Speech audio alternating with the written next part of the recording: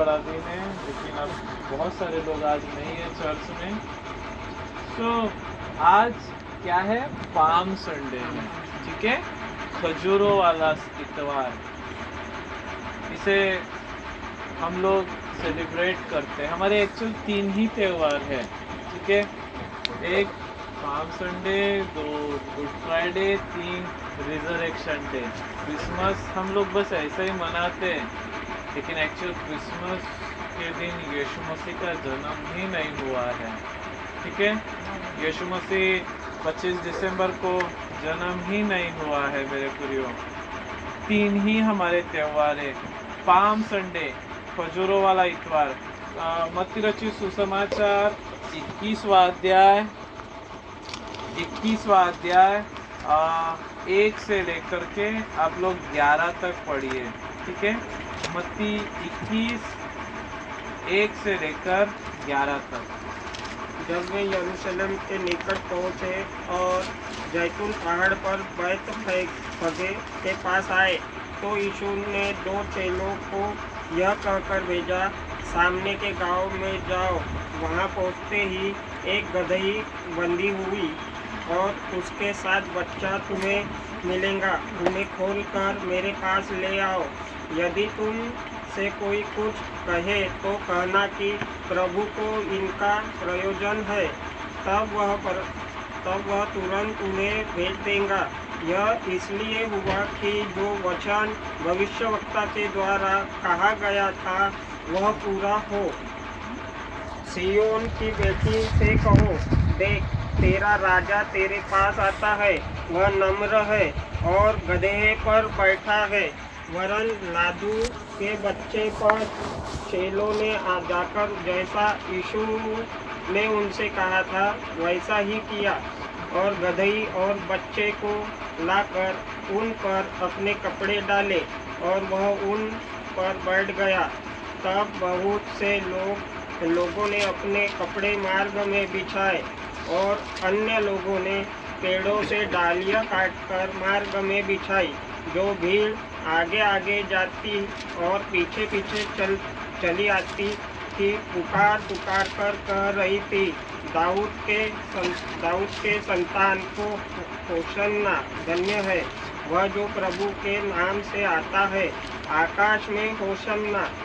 जब उसने यरूशलेम में प्रवेश किया तो सारे नगर में हलचल मच गई और लोग कहने लगे, यह कौन है?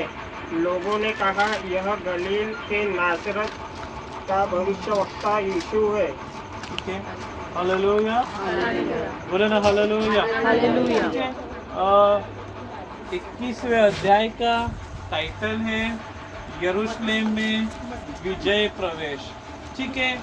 क्यों ऐसा दिया हुआ है कि यरूशलेम में विजय के साथ प्रभु प्रवेश किया है? यीशु मसीह ने अब तक तो कोई लड़ाई भी नहीं लड़ी और किसी भी रीति से किसी शत्रु को उसने परास्त नहीं किया, लेकिन क्यों लिखा है कि यरूशलेम में वह विजय के साथ प्रवेश किया? क्योंकि मेरे प्रियो, हम यहाँ देखते हैं शैतान का जो टारगेट था, शैतान का जो कुछ भी उद्देश्य मकसद था, वह था कि वह यीशु को यरूशलेम प्रवेश करने से रोके। मेरे प्रियो, यरूशलेम में प्रवेश करने से रोके, इसके लिए उसने रोमी सिपाही, पिलातुस, फरीसी, सदूकी, याजक, महायाजक, सब का इस्तेमाल उसने किया मेरे प्रियो। और इसलिए आप देख सकते हैं कि जब बड़ा हुल्लड़ यरूशलेम में मचा है तो सदूकी फरीसी लोग आकर प्रभु से कहते, तेरे चेलों को आज्ञा दे कि वे शांत रहे, क्योंकि वे नहीं चाहते थे कि यरूशलेम में यीशु ये नाम को सुने, यीशु इस नाम का जय जयकार, यीशु इस नाम की महिमा होते हुए सदूकी, मनुष्य सदूकी, फरूसी सुने। शैतान नहीं चाहता था कि इस नाम को सुने, लेकिन मेरे प्रियो, हम देखते हैं यीशु मसीह गधे पर सवार होकर यरूशलेम में प्रवेश किया, ठीक है। गधे पर ही क्यों? क्योंकि मेरे प्रियो वहां पर यदि हम देख सकते हैं वो समयों में रथ थे, वो समयों में अच्छे अच्छे घोड़े थे, ऊंट थे, हाथी थे, अच्छी आलीशान सवारी करके यीशु यरूशलेम जा सकता था मेरे प्रियो। लेकिन यीशु मसीह ने गधे को इस्तेमाल किया, गधे को चुना मेरे प्रियो। इसके लिए दो चीजें मैं आपको बताना चाहता हूँ। जकरिया नबी की पुस्तक 9वां अध्याय और उसके 9वें वचन में ऐसा भविष्यवाणी जकरिया नबी कर रहा है कि वह जो इज़राइल का राजा है, पढ़ेंगे कोई जकरिया 9:9, वह जो इज़राइल का राजा है वह कैसे सवार होकर के आने वाला है? वह गधे पर वरन लादू पर सवार होकर के आने वाला है। पढ़ेंगे कोई जकरिया 9:9 मोबाइल, जकरिया 9वां अध्याय 9वां वचन। हे सिय्योन बहुत ही मगन हो। यस, थोड़ा जोर से। हे सिय्योन बहुत ही मगन हो। यस, हे यरूशलेम जय जयकार कर, क्योंकि तेरा राजा तेरे पास आएगा। वह धर्मी और उद्धार पाया हुआ है, वह दीन है और गधे और वर्णन गधी के बच्चे पर चढ़ा हुआ आएगा।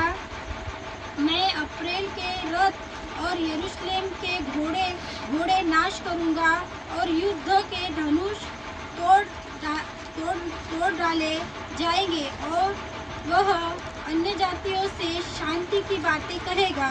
बस बस बस। यहाँ हम देखते हैं सन 520 साल पूर्व, ठीक है, यीशु मसीह के आने के 520 वर्ष पूर्व हम यहाँ देखते हैं कि जकरिया नबी को परमेश्वर ने दर्शन में यह दिखाया कि इज़राइल को उसकी बंधुआई से, पाप से, गुलामी से छुड़ाने वाला जो राजा आने वाला है यरूशलेम में प्रवेश करने के लिए, वह कैसे? वह गधे पर वरन गधे के बच्चे पर सवार होकर के आने वाला है। Hallelujah, hallelujah. क्यों यीशु गधे को इस्तेमाल किया? पहली चीज, पुराने नियम में यीशु के लिए यह भविष्यवाणी की गई थी कि वह गधे पर सवार होकर के आएगा। दूसरी चीज, क्यों उसने गधे को इस्तेमाल किया? आप देखेंगे गधा यह जानवर आलसी है, लापरवाह है, निकम्मा है, किसी भी काम का नहीं, किसी भी काम का नहीं, वेस्ट है। आप टीचर्स किसी बच्चे को यदि ताना मारना है, डांटना है, तो वो क्या कहते हैं? तू गधा है क्या? तू गधी है क्या? हालेलुया, बोलो ना जोर से हालेलुया, बोलो ना हालेलुया। यानी संसार के नजर में जो चीज एकदम व्यर्थ है, आगे आ जाओ सभी जन थोड़ा जल्दी। संसार के नजर में जो चीज एकदम वेस्ट है, जो चीज एकदम बेकार है, प्रभु ने उस चीज को यूज किया है, प्रभु ने उस चीज को इस्तेमाल किया है मेरे प्रियो। हालेलुया, बोलो ना हालेलुया। यस मेरे प्रियो, मैं आज चर्च में ये कह सकता हूँ, शायद संसार के लिए मैं गधा हूँ, मूर्ख हूँ, कोई योग्यता, कोई अच्छाई, कोई लायकत मुझ में नहीं है, लेकिन मैं यीशु के लिए वो गधा हूँ जिसके ऊपर प्रभु सवार हो। बोलो ना हालेलुया। संसार के लिए गधा यह गाली लगती है, ये तू गधा है क्या? कोई भी चिढ़ जाए, हाँ गधा कह रहा, घोड़ा कह दे चलेगा, बोले ना हालेलुया। घोड़ा कह दे चलेगा, गधा है क्या? नहीं। लेकिन चर्च में जब हम आते हैं, चर्च को ये डेस्टिनेशन पता है गधा होने की, प्रभु ने गधा ही चुना है मेरे प्रिय अपनी सवारी। यस, संसार के लिए मैं बिल्कुल वेस्ट था, अयोग्य था, तुच्छ था, मुझसे कुछ भी काम संसार को नहीं करवाना था, संसार के लिए एकदम बिना काम की चीज थी, लेकिन प्रभु ने उसी तुच्छ अयोग्य चीज को ही चुना मुझ पर बैठने के लिए और मुझ में होकर अपना काम, अपनी सेवा करना। Hallelujah, hallelujah. यस, आप यहाँ दूसरी चीज देखेंगे, यरूशलेम। ठीक है, यरूशलेम में ही क्यों? सुन रहे? यरूशलेम में ही प्रभु यीशु मसीह विजयी प्रवेश किया करके गधे पर होकर सवार होके, बाइबल कहती है। क्योंकि मेरे प्रियो, वो समय का जो यरूशलेम है वो पूर्ण रीति से शैतान के बंधुआई में, शैतान के गुलामी में था, और वहां शैतान पिलातुस के द्वारा, रोमी सिपाहियों के द्वारा राज्य कर रहा था। और यहाँ तक कि आत्मिक जो याजक लोग हैं, संत लोग हैं, याजक, महायाजक, सदुकी, फरीसी, यहूदी लोग हैं, सबका आत्मिक रीति से पतन हो चुका था। बहुत ही बुरी रीति से वे गिर गए थे मेरे प्रियो।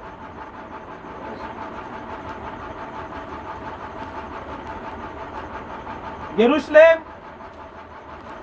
प्राचीन समयों में एक इतिहास के लिए एक बहुत ही महत्वपूर्ण नगर था। यरूशलेम आज भी, हमारे समय में भी बहुत ही महत्वपूर्ण प्लेस है। आने वाले 1000 वर्षों के लिए भी यरूशलेम, 1000 वर्ष के राज्य में भी यरूशलेम अत्यंत महत्वपूर्ण स्थान रहेगा। इवन 1000 साल का राज्य समाप्त होकर हम जो अनादिकाल के राज्य में जाने वाले हैं, उस अनादिकाल के राज्य में भी यरूशलेम पृथ्वी पर अत्यंत महत्वपूर्ण स्थान रहेगा मेरे प्रियो। देखिए, यरूशलेम का सबसे प्राचीन, भारत देश का सबसे प्राचीन नाम क्या है? आपके देश का नाम क्या है? बोलो ना, आपके देश का नाम जोर से बोलो। आरएसएस वाले मारे। भारत देश, आपके भारत देश का हिस्टोरिकल नेम क्या है? प्राचीन नाम क्या है? एंशिएंट नेम क्या है? पुराना नाम, किस नाम से ये देश जाना जाता था? हिंदुस्तान। वैसे ही यरूशलेम का प्राचीन नाम है, उत्पत्ति 14वां अध्याय 28वां वचन, निकालिए मत, उत्पत्ति 14वां अध्याय 28वां वचन। सुबह के चर्च में मैंने प्लेन बाइबल स्टडी दी। अभी मैंने सोचा कि मैं थोड़ा सा डिफरेंट वे में प्रचार करूं और थोड़ा सा ऊपर से मैं आपको सिखाऊं और थोड़ी सी अलग चीज़ें पॉइंट के साथ शेयर करूं। 14वां अध्याय 28वां वचन, यरूशलेम का प्राचीन नाम शालेम है। क्योंकि मलिकिसिदक महायाजक जो शालेम का राजा भी है, वह रास्ते में अब्राहम से मुलाकात करता है और उसे रोटी और दाख मधु देता है मेरे प्रियो। शालेम, सबसे पुराना नाम शालेम है। और यहोशू के समयों में, दाऊद के समयों में यरूशलेम यबूसियों के नगर से जाना जाता था, यबूसियों का नगर। और अब मैं कहना चाहता हूं, कनान देश यहोशू के द्वारा जीत तो हासिल की गई मेरे प्रियो, लेकिन दाऊद के समय तक अर्थात 450 वर्षों तक मैंने डिटेल में वचन के साथ सुबह प्रचार किया है। मैं मैसेज डालूंगा यूट्यूब पर उसकी लिंक मैं ग्रुप में डालने से आप उसको देख सकते हैं, लेकिन अभी मैं थोड़ा सा सब शॉर्ट में कर रहा हूँ। 450, यहोशू के आने के 450 साल के बाद दाऊद ही है जो किद्रोन नाले के अंदर से वह यबूसियों के नगर में अर्थात यरूशलेम में एंटर होता है और उस पर चढ़ाई करता है, उसके नगर के लोगों को मार गिराता है और यरूशलेम पर वह विजय प्राप्त करता है। और यबूसियों के नगर को वो यरूशलेम यह नाम दे करके वह उस स्थान में वह बस जाता है। यरूशलेम ये वो नगर है दाऊद ने जिसे अपनी राजधानी के रूप में इस्तेमाल किया मेरे प्रियो।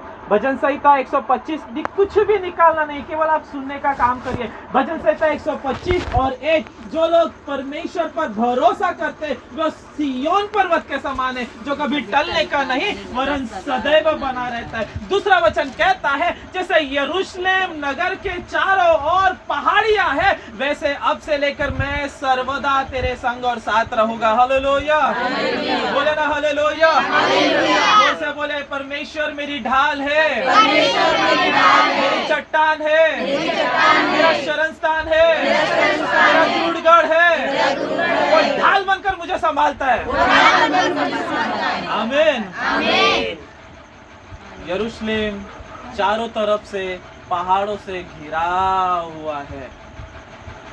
बहुत ही ऐतिहासिक रीति से अत्यंत महत्व पूरे दुनिया में आज के समय में किसी शहर को है तो वो यरूशलेम है मेरे प्रियो। और आपको मैं बताऊं, 7 साल के वो क्लेश में मसीह विरोधी और वो झूठा भविष्यद्वक्ता जो पूरी सेना को खड़ा करेगा लड़ने के लिए, वो कौन सा नगर है? वो है यरूशलेम के पास हर्मगिदोन की पहाड़, हर्मगिदोन की पर्वत। दाऊद ने यरूशलेम में अपना महल, अपना राजमहल बनाने के लिए वहां बस चुन लिया। उसके पुत्र सुलेमान ने भी यरूशलेम में ही अपना मंदिर बसाया मेरे प्रियो। यरूशलेम में उसने अपना मंदिर बसाया मेरे प्रियो।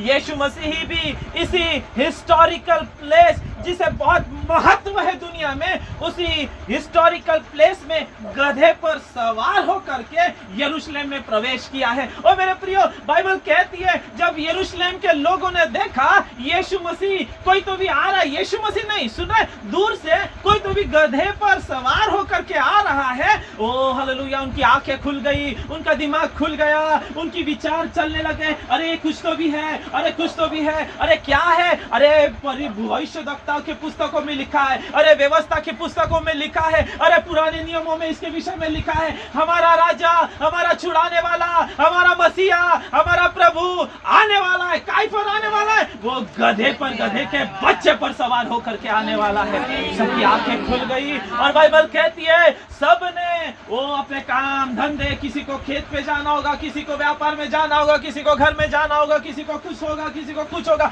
सब छोड़कर वे लोग प्रभु के स्वागत के लिए आगे बढ़ गए। और किसी ने अपने शॉल, अपनी चादर, अपने दुपट्टे, अपने ऊपर का अंगोछा उतारा होगा और सड़कों पे बिछा दिया होगा मेरे प्रियो, और प्रभु का वे बड़े गर्मजोशी के साथ स्वागत कर रहे होंगे मेरे प्रियो। ध्यान से सुनिए, जब यीशु मसीह को गधे के बच्चे पर सवार होते हुए आते हुए देखा, लोगों ने उसके साथ साथ क्या लिखा है? आसपास में जो पेड़ थे वो पेड़ों की डालियां तक तोड़ ली। कौन से पेड़ की डालियां थी? खजूर की। हालेलुया। भजन संहिता 92 और उसका 12वां वचन कहता है, धर्मी लोग किसके समान बढ़ेंगे? खजूर के समान बढ़ेंगे, और लबानोन के देवदार के समान वे ऊंचे उठते रहेंगे। Hallelujah. It's a prophecy for this year. ये भविष्यवाणी है इस वचन के, इस साल के लिए। आप यदि विश्वास करेंगे, आप रिसीव करिए मेरे प्रियो। यस, हम धर्मी जन खजूर के समान बढ़ने वाले हैं, हम लबानोन के देवदार के समान हम ऊंचे उठने वाले। हालेलुया। खजूर की डालियां हमारे नगर में, हमारे शहर में यदि देखे, पीपल का पेड़ मिल जाएगा, नीम का पेड़ मिल जाएगा, बादाम का पेड़ मिल जाएगा, मुंगने का पेड़ मिल जाएगा, लेकिन यरूशलेम में क्या कॉमन है? यरूशलेम में खजूर के पेड़। उसका एक एक खजूर इतना बड़ा बड़ा है, पूरे दुनिया में वो एक्सपोर्ट होता है मेरे प्रियो।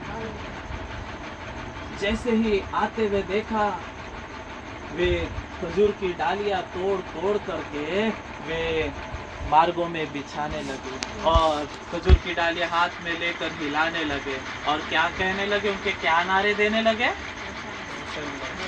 Hosanna, hallelujah, Hosanna. जो परमेश्वर के नाम से आता है वो होसन्ना हो। होसन्ना यह इब्री शब्द है। इसका अर्थ क्या है आपको पता है? मैं बहुत शॉर्ट में ले रहा हूँ, मैं नहीं चाहता कि वचन खोलूँ और पटापट आपको उसमें समय जाए, लेकिन मैं आपको डीप में कुछ बहुत एक्सपेंसिव चीज़ें आपके साथ शेयर कर रहा हूँ। होसन्ना इसका अर्थ क्या है पता है? होसन्ना यह एक इब्री शब्द है, इसका अर्थ है प्रभु हमें बचाओ। सुबह के चर्च में कहने लगे होसन्ना यानी परमेश्वर तेरी स्तुति हो, परमेश्वर का धन्यवाद। फिर बोला, मैंने कहा पूछा हालेलुया का मतलब क्या है? परमेश्वर की धन्यवाद हो, परमेश्वर की स्तुति हो। नहीं मेरे प्रियो, होसन्ना का अर्थ है प्रभु हमें बचा, प्रभु हमें छुड़ा। हालेलुया, बोले ना हालेलुया, बोले होसन्ना, अर्थात ये स्तुति का शब्द नहीं है, इसका अर्थ है प्रभु हमें बचा। सो मेरे प्रियो, यरूशलेम, सुनिए, यरूशलेम में यीशु ठीक आज के दिन, सुनिए, आपको पता है 6 दिन, जिस 6 दिन प्रभु ने काम किया और 7वें दिन प्रभु ने विश्राम किया, वो 7वां विश्राम का दिन कौन सा दिन है? हाँ? कौन सा है? शनिवार है। कौन सा दिन है? आज बहुत से क्रिश्चियंस को पता ही नहीं है। इब्रियों के अनुसार, बाइबल के पुराने नियम के अनुसार, वो सप्ताह का दिन, वो 7वां दिन शनिवार है।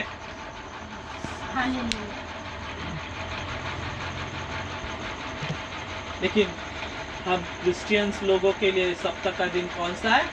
संडे है। हम शनिवार को नहीं मानते, हम संडे को मानते। क्यों मानते? क्यों संडे के दिन इकट्ठा होते हैं? क्यों संडे के दिन हम चर्च में आते हैं? क्यों संडे के दिन प्रभु की आराधना करते? बताओ। क्योंकि संडे के दिन ही भोर के वक्त हमारा यीशु मृत्यु में से जिलाया गया। बोले ना हालेलुया। हमारे प्रभु की मृत्यु और हमारा प्रभु का जी उठना चर्च की बुनियाद है, चर्च की नींव है मेरे प्रियो। इस नींव को, अर्थात पूरे चर्च को ही दुनिया में कई बार बहुत से बड़े बड़े लोगों ने, देश ने, संस्थाओं ने, जातियों ने उखाड़ फेंकने की, खत्म करने की, नाश करने की कोशिश की, लेकिन वे उसे खत्म नहीं कर सके।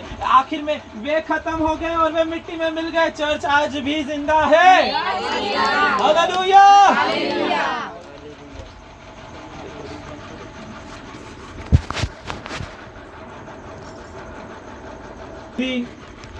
निर्गमन पहला अध्याय 12वां वचन कहता है, सॉरी, इब्री लोग, अर्थात मिस्र में जब वो गुलामी में थे मूसा के समय में, उन्हें यहूदी नहीं, इजरायली नहीं, उन्हें इब्री कहा जाता था। इब्री लोग, और इब्री लोग कह के उनके चिढ़ते थे, जैसे आज हमसे चिढ़ते थे।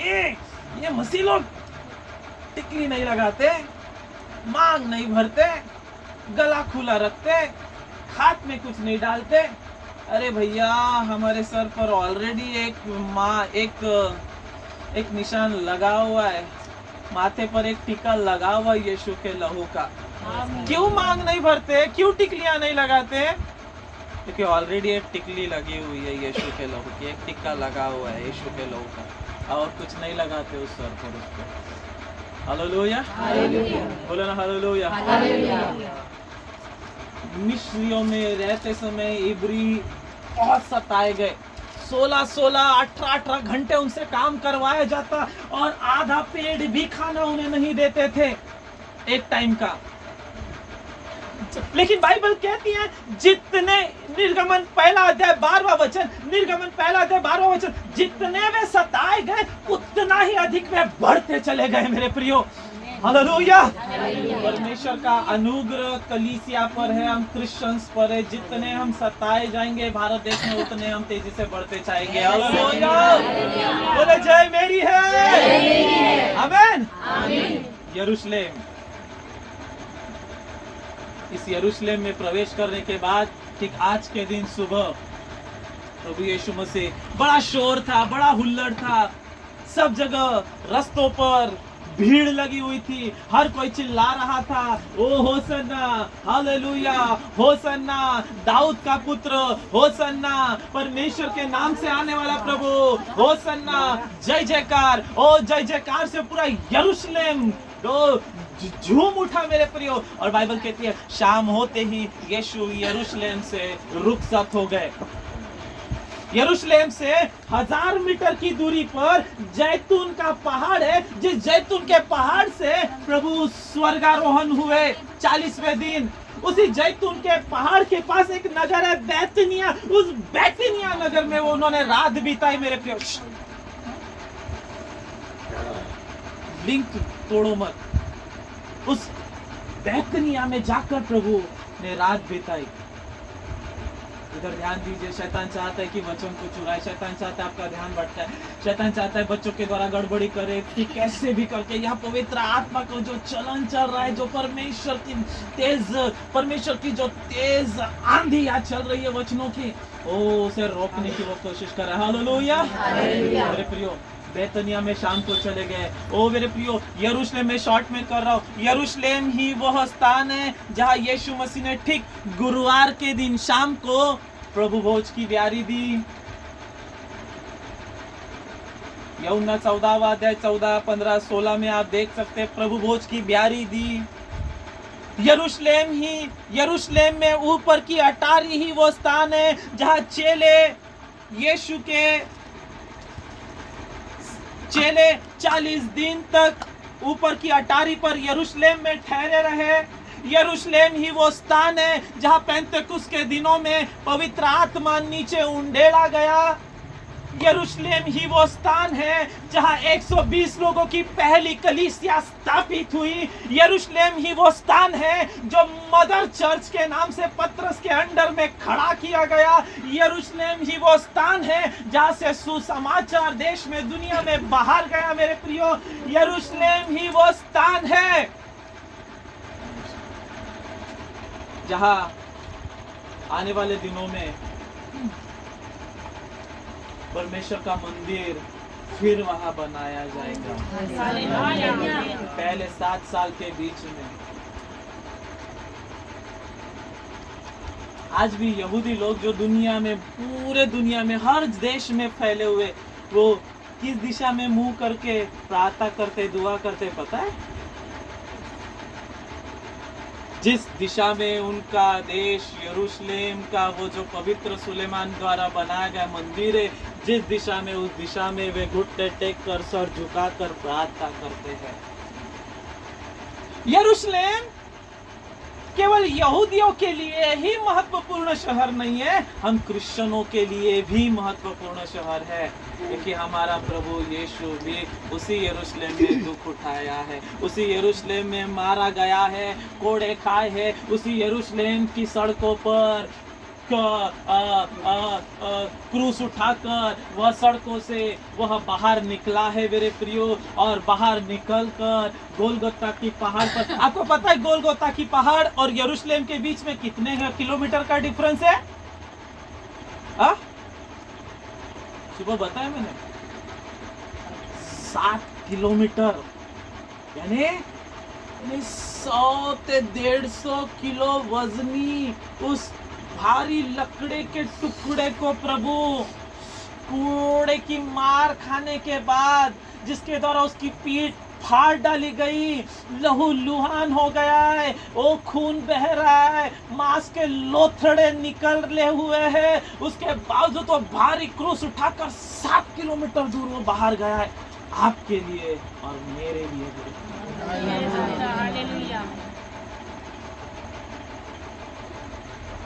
मैं यदि पूछूं किसी को, आपको एक चांस मिलता है, आपको देश के बाहर घूमने का अवसर मिले, आप कहाँ जाना चाहेंगे?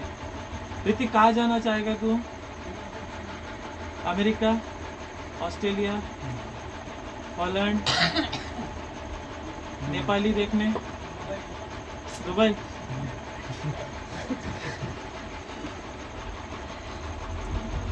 आप मुझसे पूछेंगे मैं कहाँ जाना चाहता हूँ, मैं कहूँगा मैं इजराइल जाना चाहूँगा। जिन सड़कों पर मेरा यीशु क्रूस उठा के चला, उन सड़कों को मैं देखना चाहूँगा। जिस स्थान पर यीशु को कोड़े मारे गए, जिस यरूशलेम के जिस स्थान पर, वो स्थान में देखना चाहूँगा। जिस जगह पर खड़े रहकर ये बोला गया इस यरूशलेम की आवाम के द्वारा पिलातुस को, अरे इसे क्रूस पर चढ़ाओ, इसे क्रूस पर चढ़ाओ, इसे क्रूस पर चढ़ाओ, इसे क्रूस पर चढ़ाओ। वो जगह में देखना चाहूंगा जिस गोलगत्ता पर्वत पर क्रूस पर 3 कीले ठोककर यीशु को लटकाया गया, मारा गया, उस जगह को मैं देखना चाहूंगा। जिस कब्र में जो आज भी खाली है यीशु की, क्योंकि वो वहां नहीं है, वो मरकर जी उठा। हालेलुया। हमारे लिए खुशी की बात एक ही है, यीशु जिंदा है। Hallelujah. Praise the Lord. Yeshu जिंदा है। यीशु का जी उठना ये दिखाता है मेरी समस्या डिफीटेबल है, उसे मैं हरा सकता हूँ। मेरी समस्याओं को, मेरे कर्जों को मैं हरा सकता हूँ, मेरे बीमारी को मैं हरा सकता हूँ, मेरे शत्रुओं को मैं हरा सकता हूँ, मेरे गरीबी को मैं हरा सकता हूँ, क्योंकि यीशु जिंदा है मेरी लड़ाई लड़ने के लिए और मुझे जयवंत करने के लिए। आमीन। मैं कहूँगा मैं इज़राइल जाना चाहता हूँ, मेरे यीशु की खाली कब्र देखना। मेरे यीशु ने जिस गत्समनी के बगीचे में ओ रात के समय प्रार्थना की, लहू की बूंदे पसीने के समान बहने लगी, वो जगह में देखना चाहता। ओ यरदन नदी में जब मेरे यीशु ने बपतिस्मा लिया, वो जगह में देखना चाहता हूं। हालेलुया। बहुत ही हिस्टोरिकल प्लेस है मेरे प्रिय। प्राचीन समय में भी, हमारे वर्तमान में भी, आने वाले वो 7 साल के मसीह के राज्य में भी, वो भी यरूशलेम को हथियाना चाहेगा। यरूशलेम में मंदिर बनाएगा और मंदिर में खुद जाकर वो बैठ जाएगा और कहेगा मेरी इबादत करो।